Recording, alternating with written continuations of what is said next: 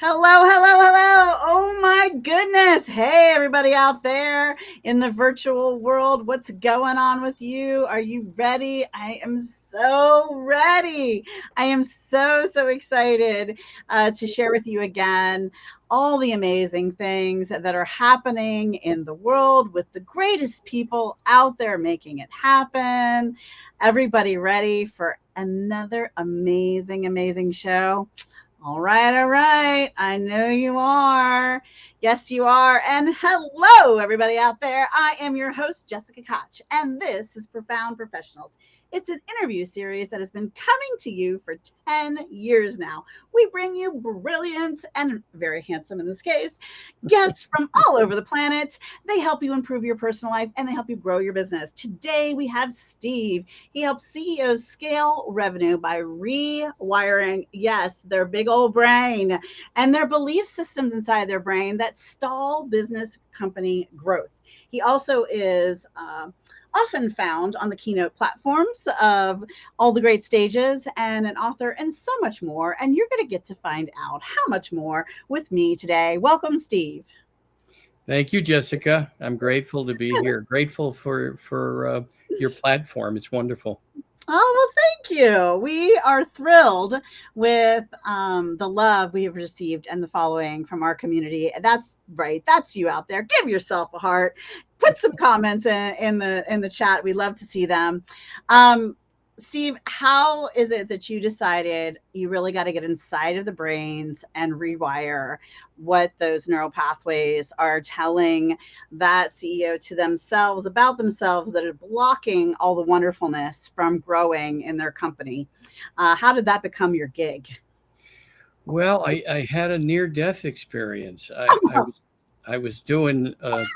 I owned the license at that time for Sandler Sales, or the national sales training program. And one I second I was fine doing the work, and the next second I felt like I had been knifed or shot in the abdomen. I knew I needed an ambulance, and Oh my God. so an ambulance was called, and fascinating. I was grateful. People were going crazy around me saying, "Oh, how you doing, Steve?" And I said, "I don't know how my body's doing, and I'm grateful." I was not afraid of whatever was coming next. I probably, and I'm embarrassed to say, was 50, but I was more in the moment then than any other time in my life. I was just willing to go where it took me. And little did I know I would flatline 5 days later in intensive care. And I got a peek at what awaits us all. Oh, yeah. And you remember? I do. It's very vivid. Tell me, tell me. Well, I can tell you the first thing is this little talker in my head didn't go with me. There Really? was that little judgment voice, that little Oh, talker, that little voice in my head didn't go with me. And it was only the now. I call it the now on steroids when people ask me. There was no past, there was no future. Immense light, mercy, grace. I mean, all the words don't even describe it. It was beyond my comprehension. Maybe mhm. not others, but it was beyond my little brain. And in those moments, what flashed before me was fascinating. And there was a life review. It was the next scene, so to speak, because it was only the now. I couldn't connect. I couldn't even remember the previous scene of the immense light and the mercy and grace. So the next scene was my life review, and only the good I had done flashed before me. I could That's sense the awesome. presence of family and friends that had passed, and every life I had touched, people I bought sandwiches for, gave money to, and then even smiled at. And like I said, I was 50. I had no idea how many lives I had touched. I I tell my husband all the time, well, first of all, I've been in meditate. I'm very spiritual, and I've been in meditation where I've felt the energy of past, present, and future dissipate, where I felt like I was in this moment that was all the moments, and I had access to them and the creator, and it was very fascinating and profound. And my husband tells me all the time that his energy has always found mine and always will, that we've always been together, that we're profoundly better when we are together. Our energy amplifies one another. And Wow. then the other experience, and I remember stopping after and crying after it happened, I told my husband, this is what I want to be remembered for. I was taking a walk with him by the water. We live in Solomon's Island, Maryland, on the boardwalk. And I was sharing with him my gratitude for life and joy and for podcasts like this and I get to meet this crazy, incredible people and they like me and they feel my joy and love. And we're walking along and we passed a couple, an African-American couple that I didn't know or people I didn't meet. And we circled back and we were still kind of engaging and because we walked, it's a little mile loop. Mm-hmm. And we crossed their path again and I said, I think people can feel this energy that I put out and it's very exciting. And this woman jumped in front of me and said, I do feel your love. I do feel your joy. This complete stranger. And she hugged me and her husband and my husband, we all took this talk there on the boardwalk. And as they walked away, I started crying. I said, if you give any story in my life, I have 7 children, 11 grandkids. I've done a lot of things with my career and I've had great success. This is the story I want you to tell, that I somehow, little me, inspired perfect strangers to hug me and to feel loved and joy. And that is what we want to leave, I think, without a doubt, as our legacy. And without a doubt, one of the most favorite moments of my life. I get it. Wow. I think that's what we're here to do, is to do good. And what you mentioned, David R. Hawkins talked about it in a lot of his books, was that he had experiences similar to what you just described, what he called out-of-body connections with the infinite, with God, whatever one wants to call it, without having a near-death experience. And he studied it. He based his whole work on that. And he also worked with people who had near-death experiences. And studying it, he found many people that describe similar experiences to yours, Jessica, that we can feel a connection to the divine. And often it means quieting this brain, quieting that voice. And meditation is one of the great ways to do it. Yeah, I do a lot of meditation and prayer. And I have to tell you, my little voice is very loving. I love me. I say sometimes more than maybe a person should. I love me too much more. My head's not making it through the doorway. No, I think that's really where we have to begin the work. I think you're right, because I had no idea that I was loved as much as I was by the divine, the creator. That energy was so amazing. And it's what you described, that people could feel your energy. And that's what I say to clients. Let's look at what your energy you're putting out. There's a contemporary Christian song that's called, I think it's called Thank You. And the chorus sings, it talks about he arrived in heaven and all these people came to him and said, thank you for giving to the Lord. The chorus is, thank you for giving to the Lord, because I am a life that was changed. And that's how they all come to him and introduce themselves. And that's like, that's my biggest goal, is to touch so many lives of perfect strangers and not realize I have touched them and get to meet them later and say, hey, I was one of them. Yeah. You know? Yeah. It's true. It's what I experienced. It's a beautiful, you would love it based on your experience. It's a beautiful, thank you for giving to the Lord, or something like that. Google I'm going to find it. YouTube. I'm going to find it. Yeah. Well, what else? So what happened next? Well, and you came back to us. It was 60 days in the hospital straight, and then another 40 days. So it was 100 days in the hospital and 6 months out of work. And that's when I decided I would do my own work, because this little brain would tell me, when I was considering leaving the licensed work, when I said, well, I'm going to do my own work, write my own books, that little brain would say to me, who's going to buy your crap, Steve Lentini, right? It's not going to happen. Who's going to buy it? And I realized. And lots of people already have. And I realized it wasn't true, and that I could move on beyond what the brain was suggesting. And of course, back in my body, those little thoughts, I trademarked the acorn brain for the small-minded thinker, those little limited thoughts. And that's what I help people realize. And today, fascinating, that was 23 and a half years ago. Today, there's neuroscientists doing that work. Dr. Daniel. You're in your 70s. I am. Dr. Daniel Amen. My community. I'm going to be 74 in October. Wow, looking good there, Steve. Thank you.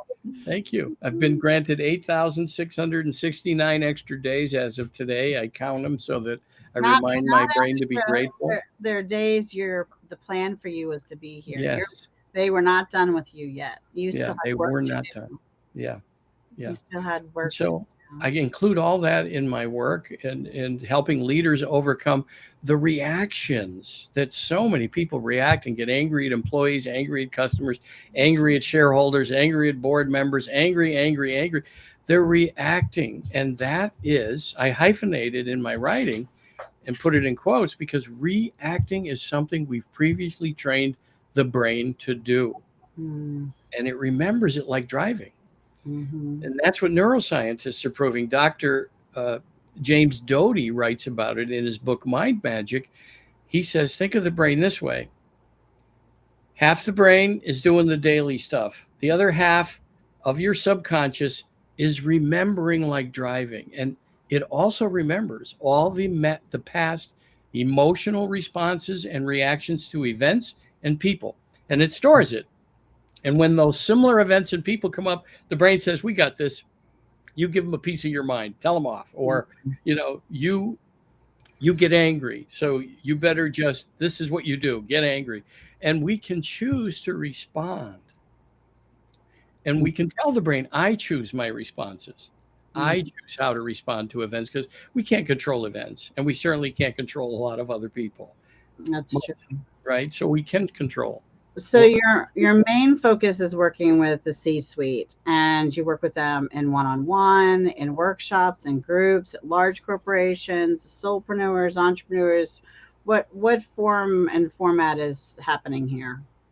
Well, so a lot of it is individual coaching along with workshops and along with speaking events, where I'll introduce the concept. If a CEO would like that, it's a fit, and they align with the ideas, that they can retrain some of their thinking and recognize a lot of reactions in their culture. And when leaders learn to respond differently, it makes for a wiser choice, because It does. automatic thought that leads to the automatic response most of the time is not healthy. It's fascinating to me that the art of reciprocity, and I believe we should do good for the purpose of doing good.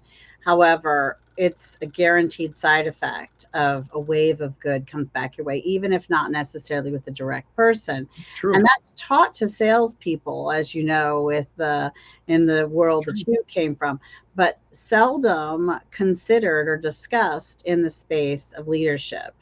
And when you give grace and kindness and compassion and profit sharing and leeway and bonus rewards because you just saved the company 100,000 or showed us how to save the 100,000 and all of those things, amazing things happen. And it's the reciprocity rule. It's like the law of gravity. I mean, it will come back in ways that you cannot imagine. It's and true. and I don't think leadership often gets that memo. um, No, you're right. And I tell them they have to prove these concepts to themselves, not to take my word for it, but mhm. that if you're getting a lot of angry responses and you're getting a lot of negative results, Get what you then you have to look at where is that originating. mhm, And the leaders sometimes are confronted when I say, well, let's start with you. How are mhm, you responsible for this? And what is the gift in it? Because life is happening for us, it's mhm. not happening to us. And many people, Exactly. even great leaders, have stories about what's happening to them well instead of looking at how they're the cause, like to your point. then tell me how is it that CEOs come and companies come to you? Is it I mean, what's happening in their world when they do come to you? You know what I'm saying? Yeah. Well, so often they come by referral, especially because I've been doing this for so long, especially the last 10 years or so. And what I find when they're coming to me, they want to learn how to rise above that level of thinking that is negative. They want to learn to develop a level of thinking above their thinking. They want to become the witness to it. They want to look at what's happening in their life like clouds. Some days there's storm clouds. Some days there's bright, puffy white clouds. Some days there's no clouds in the sky. But that they're just observing and looking at it as a gift. So if the brain is deciding it's negative, then to stop the brain and say, wait, no, this is a gift. What is this urging me to learn? How can I grow? What needs to change? Because they take life as feedback. Life is feedback when we have the right perspective, when we can just observe. We don't have to blame others. Mm-hmm. And we don't have to your point too, we can believe, let's love ourselves. Yeah. I mean, we really need to start with us because that's the biggest thing. You guys just watch me. Some of our new bells and whistles say hi to one of our viewers out there. Liv Omar 2 is how it's listed. So hello to you out there on YouTube. We see you and we appreciate you for sharing with us. Okay, so they do feel some pain points. So let's just review one more time. What's going on in an organization if they're listening now? If you see these couple of signs, it might be a good idea to reach out and let's have a conversation. So some of it might be they're getting pushback from their team. There's a little bit of maybe frustration or anger or tension between departments, between the different way they're functioning, or even customers. What else are we looking for that's an indicator that it might be a good idea to have a conversation to Steve and see if he can reach in and resolve some of these things? Well, the people on the executive team are highly defensive. They're not open to feedback. There's finger pointing, and they can feel to your point, people felt your positive, what I call high frequency energy. And RJ Spina calls it that as well. David Baer calls it powerful energy. And the opposite is primal energy or low frequency energy. And they can feel it. They can feel it in meetings. Often I have CEOs. Drains you when you're around someone like that. It sucks the life right out of you. It's very draining. And then the one thing that is a real indicator is the CEOs will tell me, Steve, I don't feel like people are willing to tell me the truth. They're not telling me the truth. Okay, so now we unpack why. What's your responsibility in that? It's so fascinating. I've done sales and marketing consulting, and I've done it for years and met with teams, and it cracks me up because I will go and meet with the management, the leadership, and have conversations, and they will dump everything on me and tell me the truth, knowing I'm going to go back to the CEO and the C-suite and say, here's what your people are saying. Maybe not that specific person, but here's what I'm hearing. And even though they know I'm going to do that, they give it all to me. This is the magic, by the way, if you're listening out there, of hiring a consultant, because your people are dying to lay it on the level, and they love doing it to an outsider because they know that person's not sticking around. Yeah. But they also do, there's some part of their brain, they can't be unintelligent that to not know that it's going to get up there. But I think they're hoping it will, so that things will improve. I love the pointing the fingers, because you know where most of those fingers go when you're pointing them. They go right back to you. So all right, so you're out there listening, you brilliant C-suite leadership teams, and you're saying, all right, Uncle, maybe I should have a conversation with Steve. What's the best way for them to find you or take that first step? Well, my website, of course, is stevelentini.com. So just add the .com to, you see my name on the screen, stevelentini.com. I also have, if they're interested in what I've written, stevelentiniauthor.com. And my email is simple, steve@stevelentini.com. So if you weren't getting the Steve Lentini, and you got to say it with a little fun because it's Lentini. Lentini. Then you're just not trying to find him. You're just not trying. That's what I'm going to say. So reach out to him and see if you can take the next step. As I'm imagining on those sites, they'll be able to find a discovery call or a way to reach out and have a conversation with you that won't cost anything. Yeah, okay. There's an assessment people can take and things like that. And I'm glad to help. I don't engage with everyone, and often I help. I give help, and it enables people to move forward without having to pay for it. I'm glad to gift people with advice and or what I hear and see. I And want we're people to so learn to glad see you different. are, because we're going to ask you to give a free tip right now to all of you guys out there I'm watching. glad to do it. I'm glad to do it. So give us a tip, lay it on us. The biggest thing for leaders is to notice their brain, is to begin noticing their thoughts, because most of us have a default pattern. Some wake up in the morning and the brain goes, "Oh, come on, let's be crabby this morning. Let's be out of sorts." And we can train the brain. We can say to the brain, "This is a fantastic day, and I'm just going to go with whatever comes my way." Or I wonder what God will send me today, because some Mhm, people are very aligned with the other side, right? mhm, They believe in God, which I recommend. Have a higher power. I mhm. don't care what people call it, but it's Yeah, wonderful whatever to it have is. faith. Whatever. Energy, universe, they call it all Yeah, different things. yeah, I'm with you. yeah. I'm all open to, everybody has the free will and choose whatever floats your boat, but find something and hang on to it, you know? Yeah, yeah, yeah. And to That develop be a level something of bigger thinking, than us, for it's sure. something much bigger. It was much bigger than me anyway. I Mhm. was part of something that was infinite and amazing. And to develop that level of thinking above one's thinking means you stop believing everything the brain suggests, That's true. especially if it's a reaction. Yeah, I often at the end of a day look back at how I responded to things, what I said, and the different actions I took. And I do sometimes go, "Huh, I wonder why I did that." And then I do end up falling into an answer. Oh, that's fascinating, So, and I do approach a lot of things with wonder, and I do approach most of the things that are on the bit more challenging side with what am I supposed to be learning from this, and oh, this is good because I learned XYZ, so instead of looking at every challenge as a downer, this has been good because that's a great sentence to have in your It life, is. I It think. is. I wish I could remember who said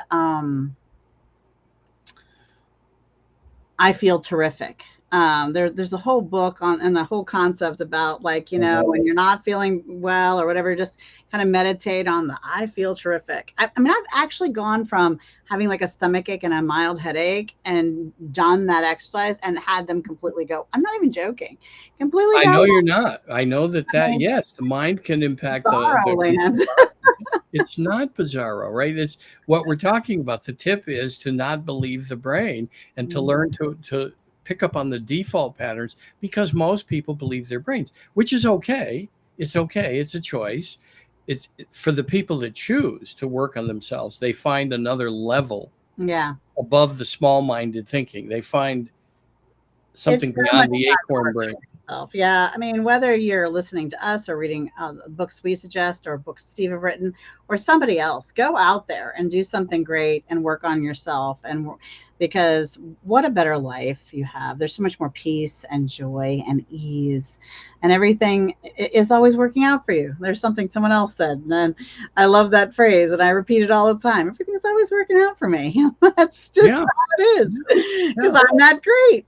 Well, Speaking of why how not? great, Yes. speaking of how great I am and our show, we have always, since show number one, I'm proud to say, reached out to say, what other profound things move you and are you doing in the world?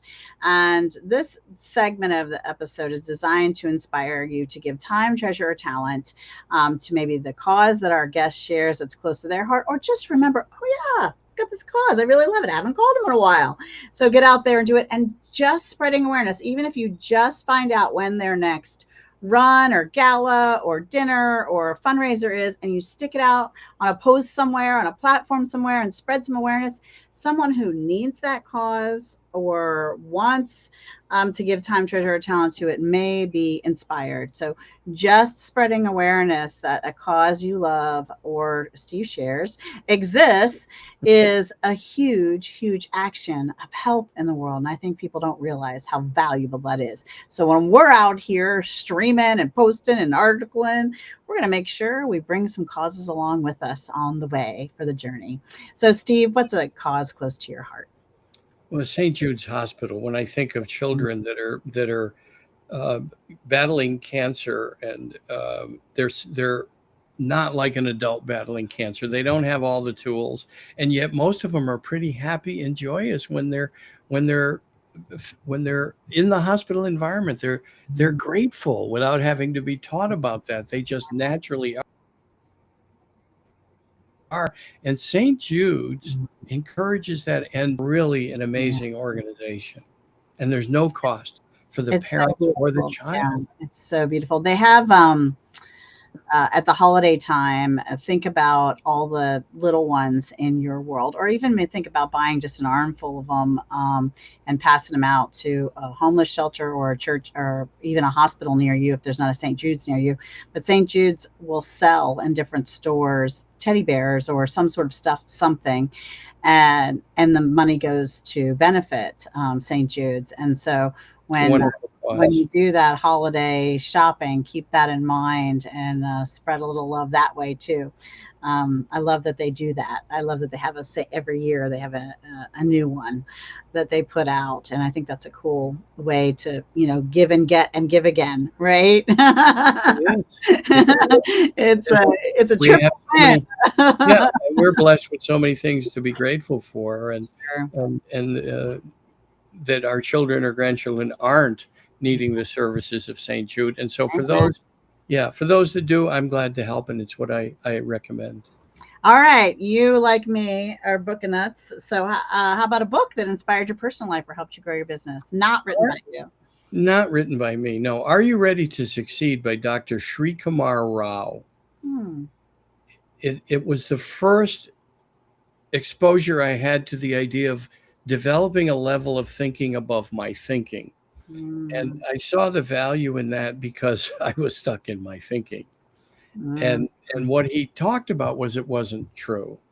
That mhm, we can develop a level of thinking above our thinking by questioning it, like you talked about, Jessica. mhm. I Right? love. What's I've the never heard. gift in us, right? What is this here to teach me? What am I to learn? Mhm. And what he recommends is, and I say I experience this, that in our most difficult times and with the most difficult people, he suggests they're our greatest teachers, that Well, they're yeah, showing us something we don't yet know about ourselves. and they are also the best move agent and catapult to get us from where we are to something greater for us. Very true. Right. So that move catapult is often what we need. I Yeah. mean, and sometimes if we don't get pinched a little, we don't get up Yeah. Yeah. because we're too comfy. Yeah. And God had to whack me with a 2 by 4. That's how stubborn I Uh, was. you talked about another book earlier, a quote from somebody or something, and I wanted to make sure we repeated that or put that in the article. But we'll have to rewind the show later so I can catch that if you don't remember. So tell the name of your book one more time and the author. It's Are You Ready to Succeed by Dr. Sri Kumar Rao. It's been around a while, but he's also developed it into a program he conducts around the country. So it's fascinating work. Well, I don't do this for every episode, but because of the topic here, I'm going to share a couple with you that you may or may not have heard Sure. of. Silva Mind Control, that's an Yeah. amazing one. Yeah. There's a woman, Christine. Oh gosh, what's her last name? She writes quantum. She writes quantum NLP, and it's Wow. absolutely mind-blowingly fantastic. You'll eat it up with a spoon. Can you say that again? I'm writing it down and I missed Yeah, part of it. what's her last? Christine Turner. Christine Christine. Turner, and she Okay. does the audio book. I listened to it, and it's Quantum NLP, and I think I got it free through my library app or whatever because the library app has audiobooks on it. Okay. It was, and she has a bit of an accent. I can't remember if she's just somewhere from I don't know where exactly in the UK she is, or if it's England or Australia, but she has a thick accent, but she's a Okay. genius and it's amazing. And I could listen to it another 6 times and not get it all. It's so good. And Boy. since you've had this experience, you may enjoy that. And then I read Embraced by the Light. Did you? No. That's another person who had a deep level memory of everything that she experienced when she passed away and came back again during a surgery or something. And then the other one I really love that's good too is this guy, Chad Chesmark. He does How to Predict the Future by Creating It Yourself. And last one, there's way more, but last one I'll share right now is, and I never do this. Sometimes I'll mention one, but your topic is like, I'm obsessed with your subject matter. I'm writing those books down, by the way. So Yeah. There's another one. It's Grow. It's by Jim Stengel. He's the past global marketing executive of Procter and Gamble, and it is the reason you like this one is not because it's on the same subject. It's because it's on. I think they took the 50 most successful companies in the world and they did a study and dissected what made those different businesses uniquely successful. And I think you'll just love that one. I listened to the audio and then I bought it, and then I reached out on LinkedIn to Jim Stengel. Got lucky enough to have a little chat with him on the phone, even live and human. I mean, wow, I'm obsessed. I love that book. I'm a big fan. So that's a great one. So, and I remember the book that I mentioned. It was Mind Magic by Dr. James Doty, thank you. Who's a neuroscientist. He started out as a brain surgeon, and that led him to neuroscience. He did the one where I said I saw the time dissipate, where it melded together. The past, present, and future was like one. That's David Hawkins. David Hawkins, and he's written a number of books, but Mind Magic is by Dr. James Doty. And I also mentioned David R. Hawkins because he talks about experiences that you have that he had all his life. Now he's passed away, but he had them starting as a child and then all through his adult life, which caused him to study people having experiences like you described, Jessica. Yeah, I need to find and read those. I'll email you a couple of the titles that I have in my Audible. I can share one with you if you have an Audible account. I might. I have to see if it's still active. I do a lot, believe it or not. My library has so many wonderful ones that half the time I just listen to what's available through my library, unless I'm really looking for something specific. Then I'll go and I think we have an account on. I think Amazon has the Audible, right? Yes. I don't do that part of it. I don't do that part of the family business. He handles that. My hot hunky husband. So, okay, now let's talk about the brilliance that is you as an author. Talk to us about your book or books. Well, the favorite books are the ones that I've written on sales and leadership, but the favorite books I have are the ones that talk about addressing the mind and not believing the story. So I wrote No BS Coaching, Wake Up to the Stories You Tell Yourself. Then I wrote How to Train Your Mind, written by a dragon, Programming Your Mind for Success. And I'm born in the year of the dragon, so I took license to that. Then I wrote Your Brain is Brilliant, but It's Not Always a Friend. And recently I wrote You Missed God on the Way to the Mosque, the Temple of the Church, How to See God Everywhere and to see life as a gift, and that God, whatever created this amazing universe, is not absent, and it's not begging us to do things to earn its love. The love is in the now. That's what I experienced, was no past, no future. That unconditional love I felt when I passed to the other side with two friends at the end of my bed, by the way, and I'm grateful they were there. The unconditional love of God is being in the now. We don't need to search for it. And then recently I wrote What Reaches You Was Never Meant to Miss You. And then I wrote the opposite of it. What misses you was never meant to reach you. Because for me, anyway, I was angry at what was reaching me at age 50. And then I was lamenting what had missed me. And so I wrote both of those with the idea, sharing my own story and where I was stuck in some of those, that thinking what it did is take me away from the gift of the moment. And those thoughts, those titles, I actually use them every day. To remind myself, because the brain loves to find a reason to be upset and it loves to have a complaint. So when I notice the complaints coming or I'm lamenting something that hasn't arrived yet, I just remind the brain. And I had been doing it for years. So now that I wrote both those books, people can, if they see me or they're with me and I'm starting to get upset about something, they can say, Steve, didn't you write What Reaches You Was Never Meant to Miss You? So now I have a boundary. I put a corral. Those words come back and get you, don't they? Yes. And I knew that was going to happen. That was one of the reasons I wrote them. I loved the one. Tell the title again about on the way to the church, the mosque, or the temple. What was that? Yeah, you missed God on the way to the mosque, the temple, or the church, Mm-hmm. because we're so stuck in doing things to earn God's love. And faith is wonderful. I don't disagree with it. Yeah, I was I going to was be a going to Catholic say, priest. I think it's a beautiful concept, but I also want to say that I love and respect and value all religions out there, Yes. and people's right to choose a religion or Yeah. not choose Yeah. a religion or whatever their path is. So whatever your path is, it's, that's your journey. And I I say wish that in the well book as on it. well. I Yeah, was going to be a Catholic priest until I met Sophie on the high school bus. And then I knew, Catholic priest was not going to work out. yeah. So I did a study of many faiths. I did a study of the Quran, of Yeah, the there's Torah, so many about, similarities. yeah, There's then there are. many more similarities, I think, than there are differences. But anyway, the reason I wanted to preference and say that is because I do read about my Bible, and I am in a prayer group for women, and we just finished Ephesians, and we're in Ruth now, Mhm. and this concept, and whether you just believe that there's a bigger creator out there and that's all Mhm. you think, something maybe must have made this, Mhm. Mhm.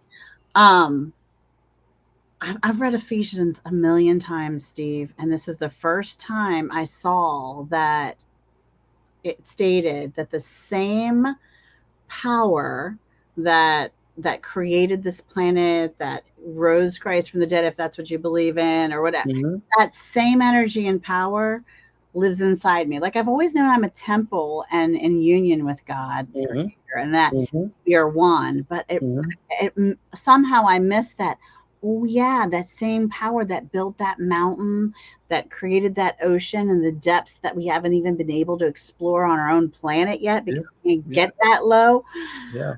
That same amazing, miraculous energy and power is in me. So there isn't anything I can't do. No. And I was looking for a solution one day. This is a true story. I'm on the front porch. It's a sunny day. I've got my face to the sun, and I'm meditating and praying. And I'm asking God to work out a I'm looking for a solution to a puzzle I have. Mhm. I like to call Mhm. them puzzles because Mhm. puzzles are fun and solvable. Mhm. People will pay for a puzzle, but Mhm. nobody's going looking for challenges. Nobody's buying one that I know of. Anyway, but that's why I It's call them true. a puzzle. So I'm working out a puzzle, asking for the solution, and it came to me in a way that I was totally surprised. I had never thought of it before, and I'm like, I mean, it was just such an exciting moment. I come running in the house into our office, and my husband's sitting at his computer. And I said, "Who needs Google? I got God. I got the answer." We got all this AI and Ask all this platform and that platform and all that jazz. But man, who needs it? I think that's how, and that my personal belief is, and this is my personal belief. So you can tell me I'm full of fooey, and that gets to be your opinion, not whatever.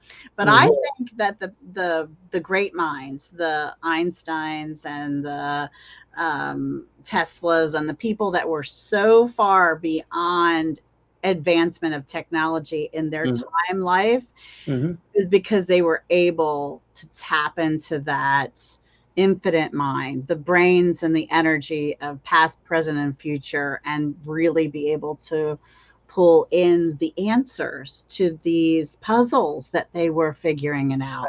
I think you're right. I mean, Einstein, when he was asked, "What's your idea of God?" he answered it two ways. One was the superior reasoning power that created this unimaginable universe, right? This is Einstein Mm, calling it the unimaginable universe, mm, forms my idea of God. The other way he would answer it, now I don't know if this is true. I just estimate that he was probably in a rush. And people would say, what forms your idea of God, Mr. Einstein? And he'd say, go read The God of Spinoza, mm. Spinoza. He wrote it in the 1600s, Baruch Spinoza. What he wrote is actually what I experienced. So I I need won't, another book I need. there's a lot of work about him, but his particular thesis or story that he wrote about the God of Spinoza is available. You can find it online pretty easily, just that segment. And it's fascinating because it's about living Spell life again. fully. Spinoza, Baruch, Baruch, Spinoza, Spinoza. Fascinating Wow.